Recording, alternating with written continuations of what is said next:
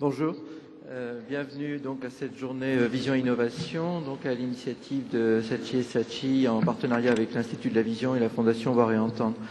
Ça va être une journée dense, on va essayer, malgré le début tardif, de respecter le temps d'intervention de chacun pour que tout le monde puisse s'exprimer et qu'il y ait un peu de moments d'échange. L'objectif, c'est de partager avec vous une vision au sens, non pas classique des choses, mais au sens un peu large, de l'innovation pour les patients et pour les personnes handicapées.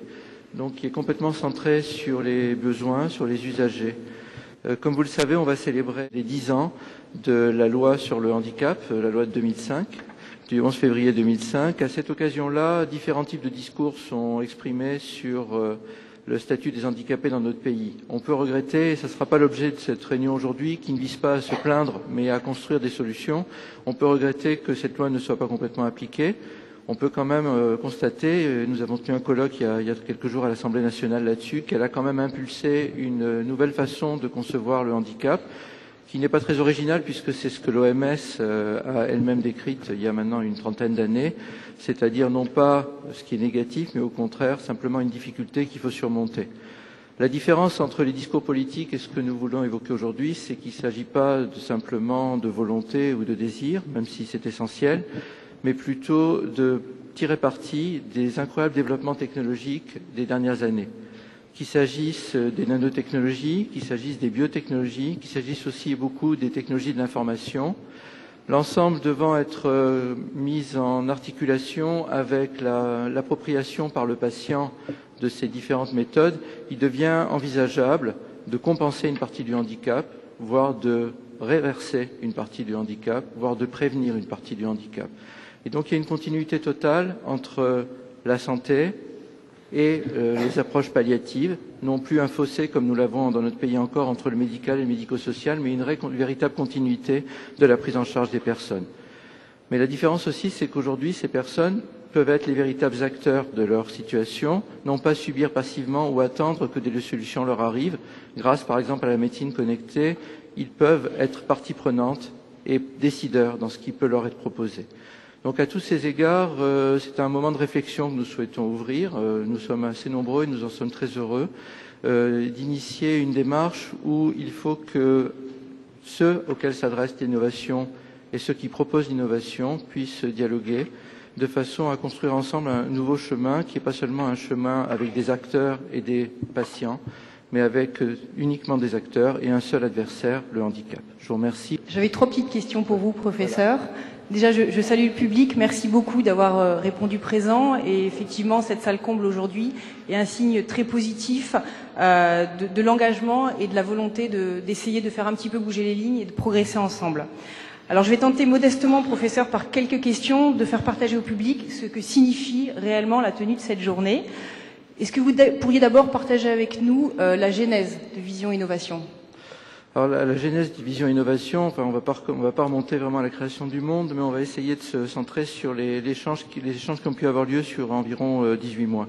Au départ, nous avions souhaité organiser, donc avec l'aide de Saatchi & Saatchi, des conférences que nous avons appelées Regards croisés, qui se sont déroulées, il y en a eu plusieurs et ça va continuer à l'hôpital des 15-20, une fois par trimestre à peu près, qu'on trouve sur le site internet de l'Institut de la Vision. Ces conférences, c'est un mélange de conférences scientifiques et de témoignages de personnes. Donc on a eu successivement Gilbert Montagnier, on a eu Gérard Muller, donc des gens qui ont témoigné de leur parcours, de leurs difficultés, mais surtout de leur volonté de se battre. Et donc ces regards croisés ont donné l'idée à Vanessa, qui est ici présente, d'élargir la réflexion et d'élargir ce dialogue à l'ensemble des acteurs et à l'ensemble des personnes qui sont concernées par ces sujets.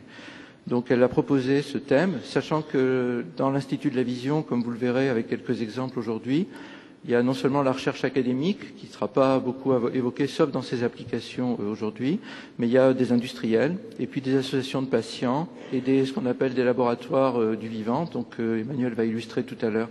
Donc Vanessa a souhaité que nous puissions aborder la vision générale, et du coup ça m'a obligé à y réfléchir, puisque souvent on fait les choses sans réfléchir au pourquoi, même s'il y a des ressorts intimes qui font que notre démarche trouve son sens et surtout sa trajectoire.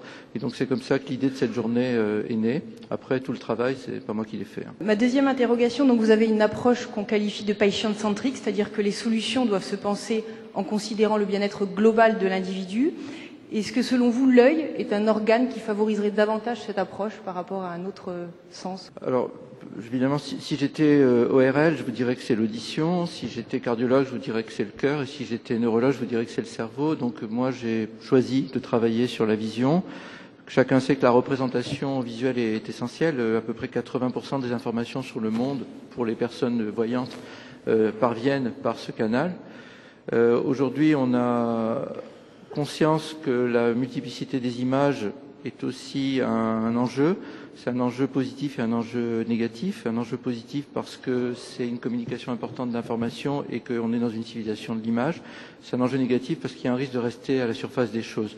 Donc si on prend une dimension plus intime de la vision, avec ce qu'on peut appeler le regard intérieur et l'articulation entre la relation au monde et la construction de soi, on peut dire qu'effectivement, il y a un besoin aujourd'hui de penser la personne dans une conception de la maladie qui soit un élément de la vie, et aujourd'hui avec les maladies chroniques, un élément assez prolongé de la vie.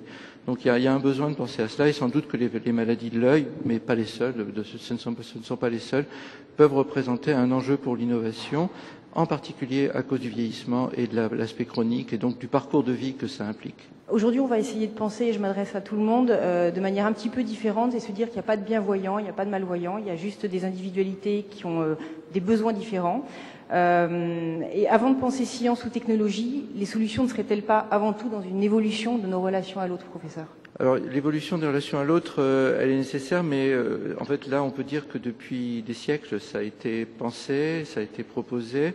Les progrès sont relativement récents et on voit qu'ils sont très éphémères et très fragiles, surtout puisqu'on est aujourd'hui menacé par la barbarie en même temps que nous discutons de sauver quelques cellules, d'autres peuvent en détruire des milliards. Donc il faut être très modeste par rapport à ce que nous pouvons et aux progrès dans lesquels nous pouvons vivre. Donc si on essaie de se dire cependant qu'il faut construire une vision humaniste du progrès, même si c'était plutôt une idéologie du XIXe siècle qu'il faut quand même garder, je crois, parce qu'il n'y en a pas de meilleure que l'idéologie du progrès. Dans cela, il faut sans doute construire effectivement une façon de ce qu'on appelle aujourd'hui vivre ensemble, c'est-à-dire que chacun vive. Et il y a une expression yiddish qui dit vivre et laisser vivre. Ça serait déjà très bien si on pouvait vivre et laisser vivre. Mais laisser vivre, ça peut être aussi aider à vivre. Et c'est le parcours que peut avoir un médecin. Je rappelle que toute ma démarche et tous ceux qui travaillent avec moi sont vraiment émus par cette situation de ceux qui attendent de nous des solutions face à leur maladie. Et ce que nous avons simplement souhaité avec l'Institut de la Vision, c'est accompagner plus loin simplement que les prises en charge traditionnelles, développer des approches innovantes. Vous allez entendre parler de rétine artificielle, de thérapie génique, d'outils connectés, beaucoup d'autres aujourd'hui.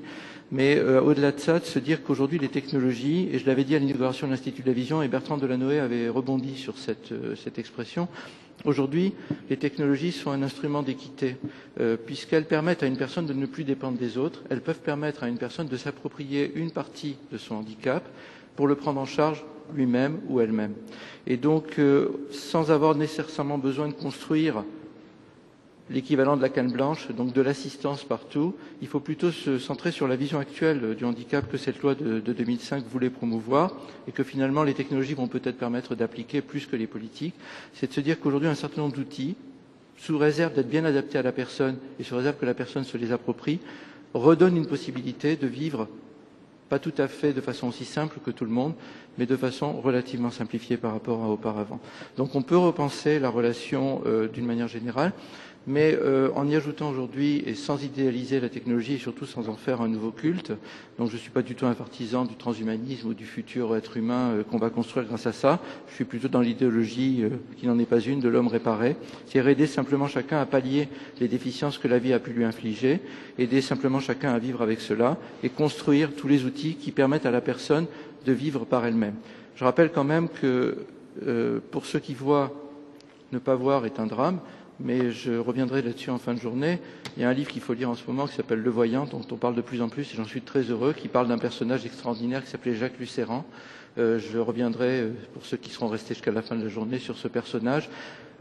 Simplement dire que la malvoyance et la cécité, pour tout le monde, c'est un drame, mais certains en ont construit à partir de cela une démarche et une façon de grandir. Donc il ne faut surtout pas s'imaginer que la technologie va tout résoudre. C'est la construction de soi qui importe, et c'est à cela qu'il faut s'attacher, et certainement pas interférer. Professeur, pour conclure cette première partie, et avant de retrouver nos intervenants, parce que le programme est très dense, si vous aviez un conseil synthétique pour profiter au mieux de cette journée entre nous tous. Alors je pense que le conseil qu'on peut donner, c'est de ne pas penser qu'aujourd'hui, on va simplement prolonger ce que nous faisons d'habitude. Il faut plutôt se dire comment devraient être les prochaines journées, qui devrait intervenir, qui n'est pas encore intervenu, et puis écoutez chacun, puisque vous allez voir arriver aujourd'hui des gens qui n'ont pas l'habitude d'intervenir dans un congrès ensemble. Bien sûr, on va voir l'industrie pharmaceutique, et on est très heureux de sa participation. L'industrie aussi, les nouvelles entreprises, dont plusieurs sont nées à l'Institut de la Vision, mais aussi d'Assosystèmes, d'aussi bien sûr tous ceux qui travaillent dans le monde de l'optique, tous ceux qui travaillent sur les objets connectés, et puis surtout les patients et les associations de patients. Donc différents univers qui dialoguent parfois dans la même personne, de façon assez peu exprimée, mais qui aujourd'hui ont l'occasion de construire un discours. Alors il faudra réfléchir ensemble à partir de cette première journée à ce qu'on peut faire. Donc soyez aussi dans l'idée qu'on va vous demander comment faire les prochaines journées derrière cela, comment les construire, comment les structurer. Merci professeur.